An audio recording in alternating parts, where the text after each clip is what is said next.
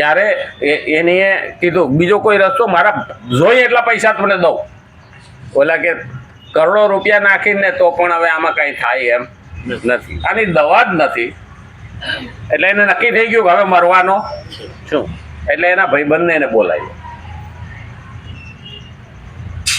એને બોલાવીને શું કીધું, મારા બેંકના ખાતામાં એટલા રૂપિયા પડ્યા છે, કરોડો રૂપિયા પડ્યા છે, હું સહી કરી દઉં. આ રૂપિયા હું મરવાનો છું એ ડોક્ટરે કહી દીધું, હવે આમાં કોઈ રસ્તો છે નહીં. તો એ રૂપિયા કે તું ફલાણા પુલ ઉપર ઊભો રહી અને એ ડોલર બધા ઉડાડ. એને શું છે, સનાતનની ખબર નહીં એટલે દાનમાં તો દે નહીં. દાન તો આપણા શાસ્ત્રમાં જ લખેલું છે. હવે એ ઉડાડે તો એ રૂપિયા ઉડાડવાથી કોની પાસે ક્યાં જાહે એની ખબર નહીં. પણ એને નક્કી કર્યું ત્યારે ઓલા કેમેરાવાળા એ બધું એવું ઉતારી લીધું. પૂછ્યું કે ભાઈ આ કેમ તું ઉડાડશો? તો મારા નથી, હું તો ગાંડો થોડો છું, પણ હવે એને કીધું છે એટલે મારે ઉડાડવાનું. કે એની હરામખોરી કરીને તો કે તે કેમ ન રાખેલી ને? એ કે મને હજમ ન થાય, એને ન થાય એ મને થોડા થાય. એટલું તો જ્ઞાન એને આવ્યું. નહીતર ઓલો સહી કરી દીધી તો ઉપાડીને પોતાના ખાતામાં લઈ જતો. પણ એને નક્કી થઈ ગયું કે આ મરે છે, ભોગવી શીખો નહીં. ઘણી વખત આપણને પણ એવું લાગતું હોય છે કે હું ભોગવીશ, પણ હકીકતમાં ભગવાન ભોગવવા દેતા નથી. ભગવાન કે કઈ ભેગું થા, કઈ ભેગું. કોઈને રૂપિયા આપીને સજા આપે અને કોઈને રૂપિયા લઈને સજા આપે. ભગવાન બધી રીતે સજા આપે. આમાં કઈ નક્કી નથી રહેતું. હું હા, ઘણાને એવું લાગે ને. હું એક વખત પેલું એક ચિત્રલેખા નામનો મેગેઝિન આવતું, એમાં તારક મહેતાની વાત આવતી, ચિત્રલેખા. તો એ વાંચતો તો એની અંદર ટાટા ગ્રુપનો ઇન્ટરવ્યૂ લખેલું હતું. એ JRD ટાટા હતા. તો જમશેદજી એનું ઇન્ટરવ્યૂ વાંચતો હતો ત્યારે એ પ્લેનમાં એને ઓલા બાજુમાં બેઠેલા અભિનેતા દિલીપ કુમાર, ઓલા તો ફાઇલું ઉથલાવે પ્લેનમાં બેઠા બેઠા. એટલે એને બાજુમાં સીટ હતી ને એટલે દિલીપ કુમાર પૂછ્યું, તમે મને ઓળખો? આમોદન કે ના. તો કે હું ભારતનો મશહૂર અભિનેતા દિલીપ કુમાર. તો કઈ છે? મેં 45 વર્ષ કે ફિલ્મ નથી જોઈ. હવે ઓલાને કેવી દશા થઈ.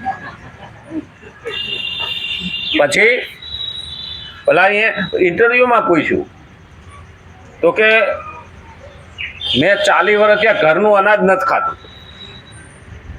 તો કેમ? તો કે મારે સતત 45 દેશોમાં ધંધા છે, ફેક્ટરીઓ છે.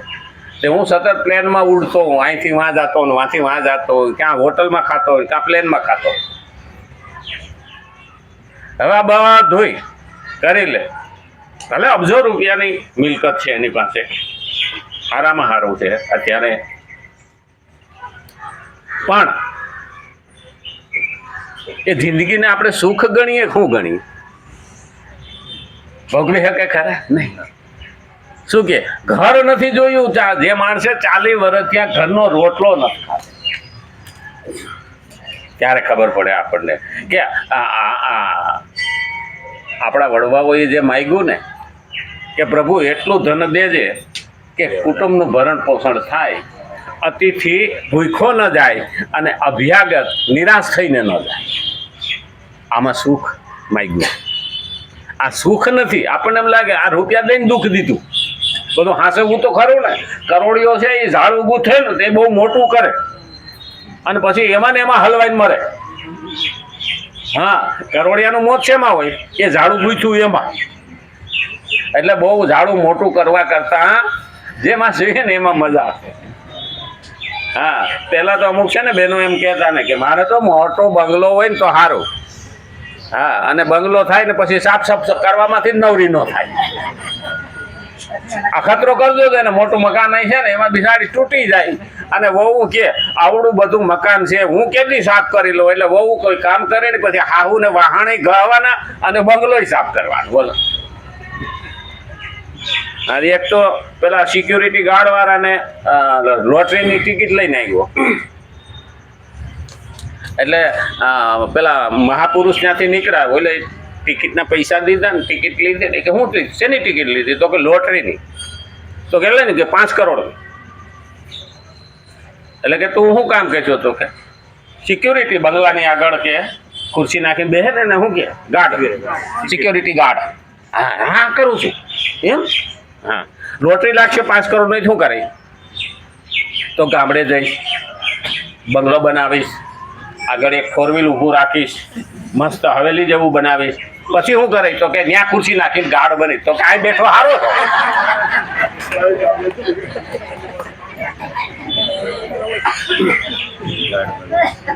અંતે ક્યાં ગયો તો આવે ભાઈ રસોઈ શું ગાનું આવ્યો ને હજા પેટ કરીશો હંમેશા એ યાદ રાખવાનું કે જે આપણે આપણું કર્મ લઈને આવ્યા છીએ એ ભગવાન પ્રમાણે ભગવાન આપણને આપી દીધું છે હવે એમાં ના તો પસ્તાવો કરાય કે ના તો બીજાની ઈર્ષા કરાય બીજાને આપ્યું છે તો એના કર્મના હિસાબે આપ્યું ના મુકેશ અંબાણીને કરોડો રૂપિયા આપ્યા છે ને આપણે એની ઈર્ષા કરીએ તો હાલે ખરું નહીં હા મારી પાસે હતું મુઠ્ઠીમાં એટલું મેં કર્યું ને એ ભાઈ સુટકેસ ભરીને આવ્યો છે તો એ કર્મનું સુટકેસ એનું તૈયાર રહી છે પહેલું યાદ રાખવાનું આપણા કર્મ જ આપણને સુખ અને દુઃખ આપે છે અને એટલે કીધું છે કે પાપોમાં પ્રવૃત્તિનું મૂળ કારણ છે કામ અર્થાત સાંસારિક સુખભોગ અને સંગ્રહની કામના પરંતુ આ કારણ તરફ દ્રષ્ટિ ન રહેવાથી મનુષ્યને એવી ખબર નથી પડતી કે તે પાપ કરાવનાર કોણ છે માણસને ઘણું મને પાપ કોણ કરાવે પણ પાપ આ કરાવે કે એમ સમજે છે કે હું તો પાપને જાણતો હોય તેમાંથી નિવૃત્ત થવા ઈચ્છું છું પરંતુ મને કોઈ બળપૂર્વક પાપમાં પ્રવૃત્ત કરે છે જેમ દુર્યોધને કહ્યું છે જાનામી ધર્મ ન ચ મે પ્રવૃત્તિ જાનામી અધર્મ ન ચ મે નિવૃત્તિ ખરેખર ગર્ગ સંહિતામાં અશ્વમેઘ પર્વની અંદર આ 50મા અધ્યાયમાં 36મો શ્લોક અર્જુન દુર્યોધન કહેતો જાનામી ધર્મ છે ન ચ મે પ્રવૃત્તિ હું ધર્મને જાણું છું પણ મારા જીવનમાં હું લાવતો નથી લાવી શકતો ને જાનામી અધર્મ છે ન ચ મે નિવૃત્તિ હું એને છોડી શકતો નથી અધર્મને છોડી શકતો નથી અધર્મ છે ને વ્યસન જેવો એક વખત દારૂડિયો દારૂને રવાડે ચડી ગયો ને પછી એને મુકાવવો વહમો છે અધર્મ એવો જ છે કારણ કે એક વખત અધર્મને રસ્તે ચડ્યો ને એ માણસને ગમે એટલો સુધારો ને જેમ દારૂડીઓને મુકાવા હાટું હોસ્પિટલમાં દાખલ કરો 2 મહિને પાછો આવે પણ સામે બોટલ આવે ને એટલે અંદરનો કૂદકો મારે કે લાઈને થોડોક પી લઉં એટલે આ અધર્મ એવો જ છે ભલે સુધરી ગયો હોય પણ સામે આવે કે લાઈને થોડું કરી લઉં બાદશાહ પાસે બિરબલ બેઠો હતો ને તે બાદશાહ એમ વખાણ કર્યા પોતાના કે મેં 10 બિલાડીઓ પાડી એવી પઢાવી કે હું ખાવા બેસું એટલે સામે આમ લાઈનસર બેસી જાય એની માથામાં મીણબત્તી રાખું અને એના અજવાળે બેઠા બેઠા કે હું ખાઉં બિરબલ કે એમ બહુ સારું કહેવાય કે તું એક દી આવજે હું તને બતાવું એટલે જમવાનું આમંત્રણ દીધું બિરબલને બિરબલ હોશિયાર હા ખિસ્સામાં ઊંધેડો લેતો અને ખાવા બેઠા અને ખિસ્સામાંથી ઊંધેડો કાઢીને બલાડીને સામે મેલ્યો તે 10 બિલાડીઓ ઓલા ઊંધેડા પાછળ ધોળ્યું ને અંધારું થઈ ગયું આ પણ માણસ લાલચુની દશા આવી જ થાય ગમે એવો અંદરથી ભાવ જાગ્યો હોય અને સામે લાલચ આવી એટલે ઓલી બિલાડીની જેમ પઢાવેલું બધું જતું રહે ઘણી વખત આપણે આમાં અટવાઈ જઈએ દુર્યોધન પણ પોતાનો સ્વાર્થ ભૂલી શકતો નહોતો એટલે ધર્મને રસ્તે ચાલી શકતો નહોતો અહીં શબ્દ કહેવા માંગે છે પણ આ તો ટાઈમ થઈ ગયો આવતીકાલે જો રામચંદ્ર ભગવાન કૃષ્ણ કનૈયા લાલ કી જય ગજાનંદ ગણપતિ ભગવાન કી જય નમઃ પાર્વતી પતે હર હર મહાદેવ